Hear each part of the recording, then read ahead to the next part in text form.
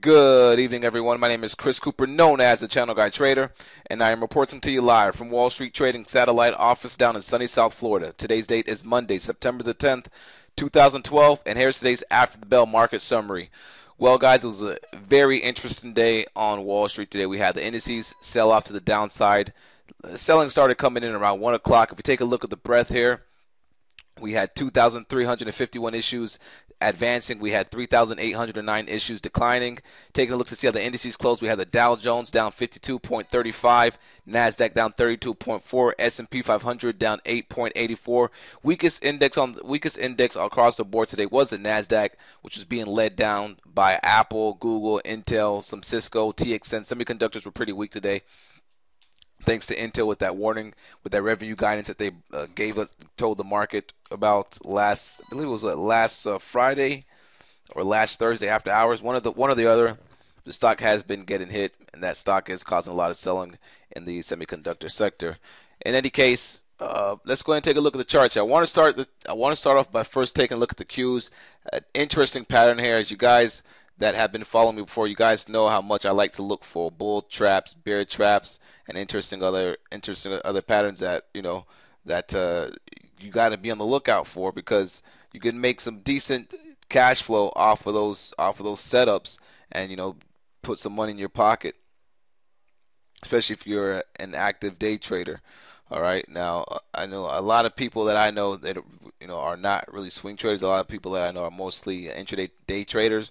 So I try to bring them some good analysis so they could be able to profit on it from the following day in these nightly review videos. So anyway, I know this video is out kind of late. I wanted to get a video out to you guys though.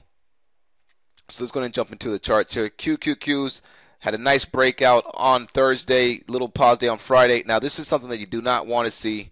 All right, guys, and that is where you have a consolidation that took place for about 1, 2, 3, 4 weeks or so. Breakout on Thursday, pause day on Friday, and then splat right back down. And now we're trading right back below, say, the 50% plus, even you could say 75% of this bar range right here. So that's not good at all. This could be, in fact, be a potential bull trap right up there. Nothing too crazy right now, but we could get a fast pullback right back down towards 67.37, just for the fact that this is kind of happening, pretty fast. If anything, the Q should have held up, consolidated a little bit more, or this, should have been able to hold above this 68, 64 area and get a nice little bounce off the initial reaction, but that didn't happen. And once it hit 68, 64 and just started drifting lower throughout the rest of the day on the Qs there. So looking for the Qs to pull back towards 67.37. Again, that's thanks to Apple, Intel, and a couple other stocks out there. Taking a look at the IWM. IWM was not able to make a new 52-week high. You can see it's having trouble up here from the resistance from back here in March, around March 27th. And this may need to consolidate a little bit here before it can maybe try to push that 84.50 area. Keep an eye on the IWM. Levels to watch is around this 831. 83.31 area, and then maybe back down towards 82 if it wants to come right back down there. We'll have to wait and see. Let's take a look at the SPY. All right. Plus, it reminds me I got an interesting chart to show you guys on the ES using some of my proprietary channel analysis, which I show in some of the videos. All right. Some of my older videos has a lot of the proprietary channel analysis. In any case, I'll show you guys that here shortly. SPY was not able to get to the top of this channel. I mean, if I was to move this channel down toward this area right here, you can see it still was not able to get to the top of the channel, which shows that you have some people selling in front of that. You have some, you can say, held offers that are holding this price back down right in front of that area right here at the top of this channel. Because if it was really strong, it would have been able at least to touch that area, or get some nice continuation early in the week here. So we had a little pullback day today, which shows me that we could maybe come back down here towards this 142.58 level on the SPY.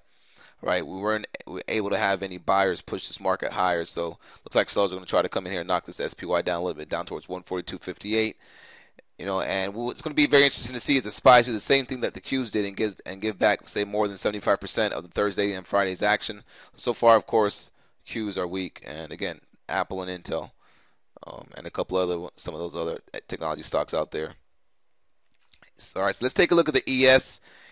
I have my channels, my key trend lines and channels that I've been watching here. And then again, I'm going to show you some of my other proprietary channels here. But in any case, the ES, we're looking for a move back down, maybe back down towards this area. Shook a lot of shorts out their positions big time off the employment numbers and the euro news and everything, which also reminds me I have some interesting stuff to show you on the euro chart using some of my channel analysis. In any case here, looking for the ES to maybe pull back down towards the 1410 area. Looking for the ES to pull back down towards the 1410 area. Okay, and it's pretty interesting that we were not even able to hold this previous breakout right here. You can see this is Tuesday's bar on the ES, and we're so far below that 1424.75 level. So that's going to be definitely a level to watch tomorrow as an inflection point. Excuse me, on the ES, 1424.75. All right, so something that I want to show you guys here is my proprietary channel analysis in the ES. Look, this was the action that we were having for the past 4 weeks before we broke out, and all we were doing was just consolidating. That's why I was watching that TNA, looking for that TNA to play catch up to the ES. All right, and that's why we purchased the TNA calls on Thursday. We had the catalyst with the European news. By the way, this was like 4 weeks of congestion right here. 1, 2, 3, 4. 4 weeks of congestion. Thursday breakout. That's why the second day, you were going to get that initial, at least another initial move higher, because this was just such a potent move up. And now we should be pulling back towards the 1410 area to back test this 4-week congestion. A healthy move up. If we want to see a healthy move up in the markets, I would want to see the market ES S&P 500 futures pull back down towards 1410, back test that area, maybe do some type of hammer, or even get some selling pressure, sell off inside of this yellow area and come right back up with a hammer and maybe go back up for a little pivot low. So we'll be taking I'll be keeping a close eye on that for you guys out there, and of course myself, and be able to play some trades off of that right there as well. So let's take a look at the US dollar, and I want to take a look at the euro real quick. Don't want to make this video too long.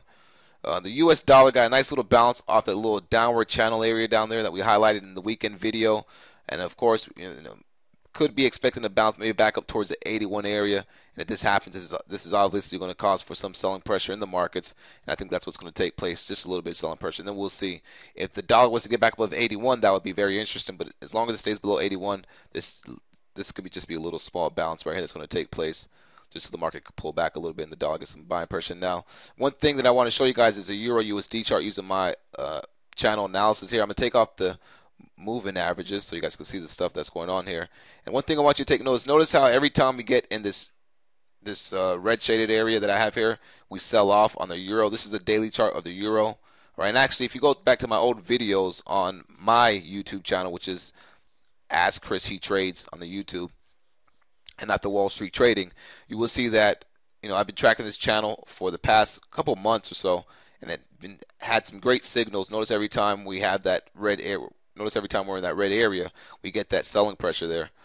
All right, and you can see it there, and you can see right here, boom, we're back into this red area. So, think about it as a horizontal channel and not at an angle, and you will see, it's basically the top of the range. They're selling the top of the range. So right now, if we were to turn this channel sideways, we would currently be at the top of the range. So they have a big expansion bar. Now, one thing I want to see on the euro is if they're going to, if they squeeze some shorts out, suck some longs in, and now going to wash them right back out, since we're kind of at the top of this channel, as you can see here. And let me take off these trend lines. All right, and you can see it a little bit better there. All right, as well at the top of this range right here. So watch the euro. If the euro gets some selling pressure right here, we can see some selling on the euro, some buying on the dollar. If the euro was to break above that key red shaded area that I have, we could definitely get a nice little squeeze in the euro, selling pressure on the dollar. That's pretty interesting because we have the news coming out Wednesday from those guys from overseas. Let me see here what the news is coming out Wednesday. It's actually the Germany Constitutional Court ruling on ESM, whatever that is. We'll take a look at that here. We'll take a look at that coming into Wednesday. I'm pretty sure it's going to be all over the internet. We'll be able to read up on that and see what type of news they're expecting from out of there and be able to trade around it. And then the FOMC decision comes out on Thursday, September 13th. Yep, that's Thursday. So keep an eye on the euro, the dollar. The volatility index has just been getting crushed lately. And one thing that I was tracking was to see if we were going to get a move back down here towards the bottom of the channel. And then here we go, another interesting pattern here. If the volatility index does not come back down here towards the bottom of the channel, that means people are actually bidding for the volatility, buying volatility, as probably they're not expecting the VIX to go down that low. So they're buying volatility right here off 14, which is still giving us a higher low off the low that we made back here on the 20th. So a lot of interesting things taking place, guys. We're going to need a little bit more date. You're going to need a little bit more time, a couple more trading days to actually get a visual of what could take place before we, giving us another, good high probability trade on the market that could work out for, a couple of days or so here. So, we're just going to be waiting for it to set up, and that's the best thing you could do right now. And, look at volatility index. Nice reversal day in the volatility index. So, hope you guys had a great trading day today. Sorry the video's out late, and should be out on time tomorrow. A lot of good stuff going on. Hope you guys have a great day, and I'll catch you guys tomorrow in the trading room, mywallstreettv.com. If you want to learn how to get access to that chat room, send me an email at ccooper@wallstreettrading.com. Thank you very much, guys. Have a good night.